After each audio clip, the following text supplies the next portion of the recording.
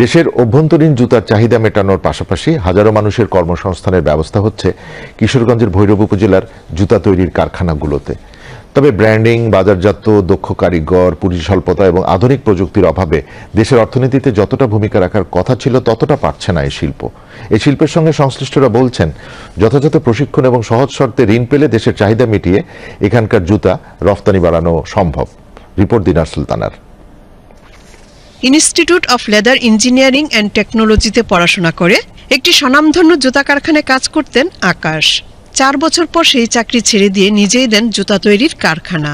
6 লাখ টাকা অর্থায়নে শুরু করা কারখানাটির বর্তমান বার্ষিক টার্নওভার 8 কোটি টাকা। দেশের বড় বড় ব্র্যান্ডের কাছে সরবরাহের পাশাপাশি রপ্তানিও হচ্ছে তার জুতা। 4-5 জন আমার কর্মচারী ছিল।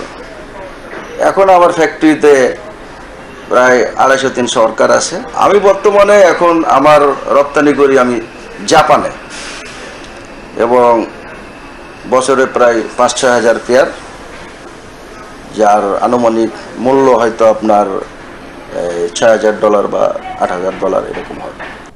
এমন আরও প্রায় 5,000 ছোট বড় কারখানা রয়েছে কিশোরগঞ্জের ভৈরব পাদুকা শিল্প ক্লাস্টারে।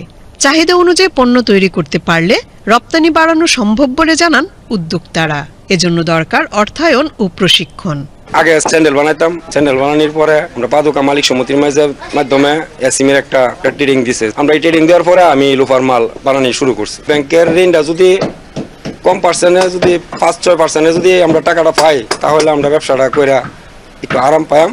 সহজ শর্তে ও কম সুদে ঋণের পাশাপাশি প্রশিক্ষণের জন্য একটি কমন ফ্যাসিলিটি সেন্টার সিএফসি সুবিধা চান মালিক সমিতির নেতারা। আমার ভৈরবের লোক জনবল আছে প্রায় 1 লক্ষাধিকের উপরে।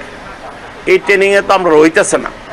30 জন পাইলো, 30 জনে তো আর আমার এই সবাই সচেতন হইতে পারতেছে না। ব্যবসায়িকদের জন্য একটা আলাদা একটা ব্যাংক করে দেওয়া হয়, সহজ শর্তে অল্প সুদে আমরা ঋণ পাই। তাহলে করোনায় যে ক্ষতিগ্রস্ত হয়েছি আমরা আবার ঘোরায় দাঁড়াইতে পারবো। এসএমই ফাউন্ডেশন 2015 সাল থেকে ক্লাস্টারটির উদ্যোক্তাদের দক্ষতা উন্নয়ন ও পণ্যের গুণগত মান উন্নয়নে কাজ করছে। ফাউন্ডেশনের ব্যবস্থাপনা পরিচালক জানান, চলতি অর্থ বছরেই ভৈরবে একটি সিএফসি স্থাপনের উদ্যোগ নেওয়া হবে। এককভাবে কোনো উদ্যোক্তার পক্ষে আসলে কমন ফ্যাসিলিটি সেন্টার স্থাপন করা সম্ভব নয়। সরকার কিংবা আমাদের মতো যে প্রতিষ্ঠান, তাদের পক্ষে সেটা সম্ভব। ভৈরবে এবং চট্টগ্রামের পূর্ব মাদারবাড়ি যে পাদুকা শিল্প ক্লাস্টার, এখানেও আমাদের সিএফসি স্থাপন করার আমার উদ্যোগ আছে, আমাদের পরিকল্পনা আছে। ইতিমধ্যে আমরা ভৈরব ক্লাস্টারের যে সভাপতি, সেক্রেটারি, আমরা তাদের সাথে কথা বলেছি যেটাকে কিভাবে বাস্তবায়ন করা যায়। বিপুল সংখ্যক মানুষের কর্মসংস্থানের পাশাপাশি এই ক্লাস্টারটি দেশের অর্থনীতিতে রাখছে বিশেষ অবদান। বছরে এখানে কেনাবেচার পরিমাণ প্রায় 2,000 কোটি টাকা। দিনার সুলতানা, বিটিভি নিউজ।